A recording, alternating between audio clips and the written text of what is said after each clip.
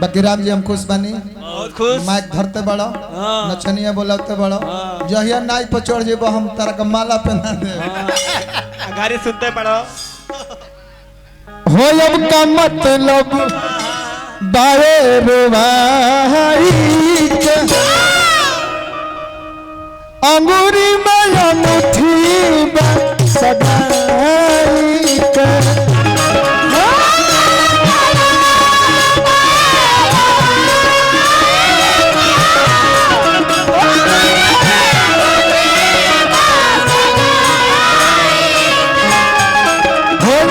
मतलब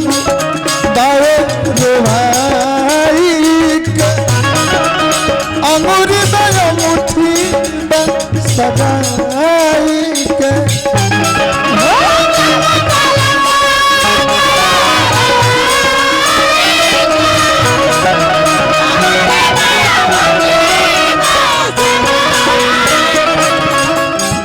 हो हम तो कभी यो के न भईनी हम तो कभी यो के न भईनी दिल लगाई के अब का मतलब आए रोई के अमर बया मुट्ठी सजाई के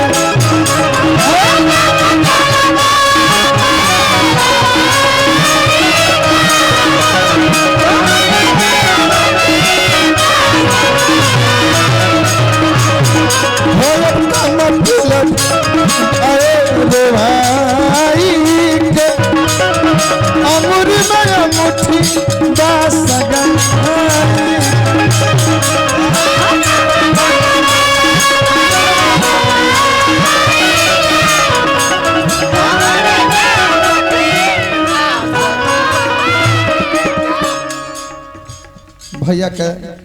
अभी हाल ही दिल पर गुजरता भीम भैया भीम भैया भरत भैया गुड्डू भैया हमरा मिठाई भैया जन स्नेह दुलार प्यार के सब अब कही बात हम कह तेरा दर अगर न हो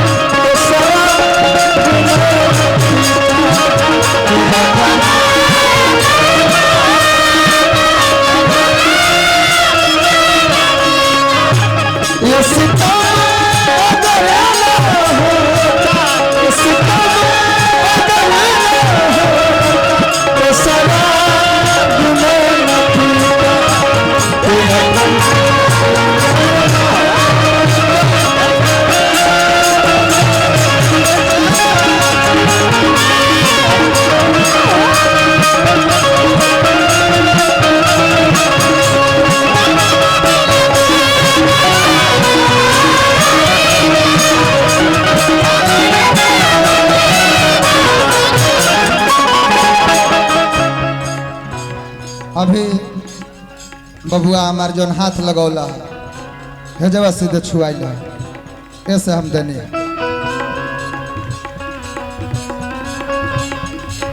होके अमान बेसरा ना मिलल जाला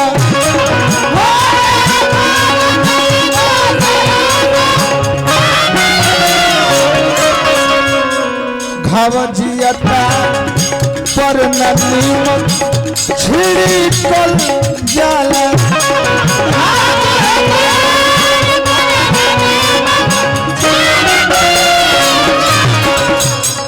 प्यार के राह रही गईनी प्यार के राह रही गईनी हम ठगाई के अब का मतलब बाए रुवाई अमूरी नया मुट्ठी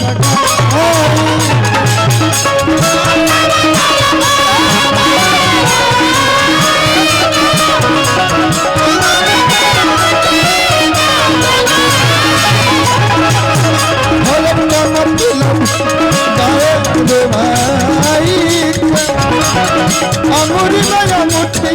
बास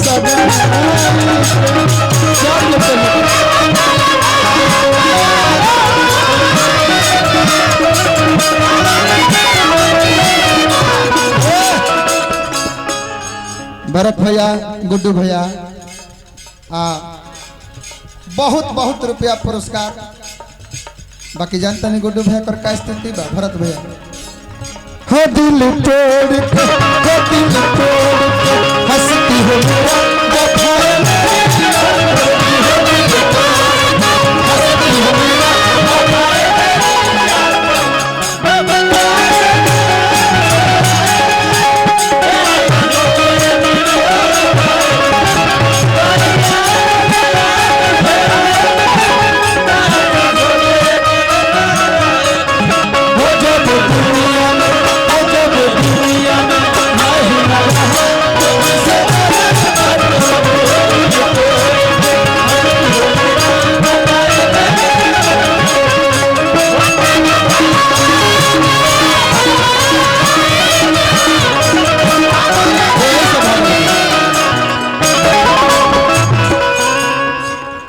में कुंवर जी का कौन दोष नहीं। जब सारथी है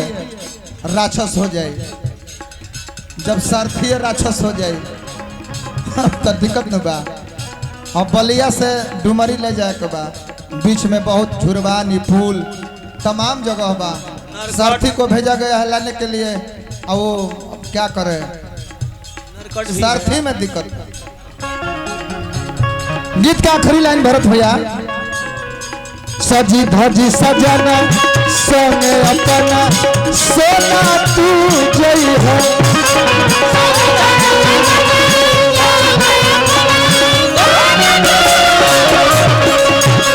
मिली है दोबारा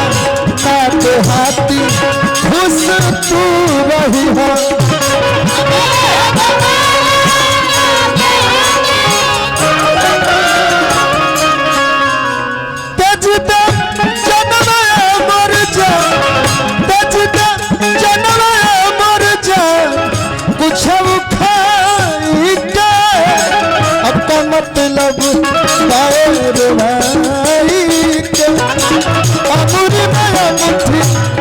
मतलब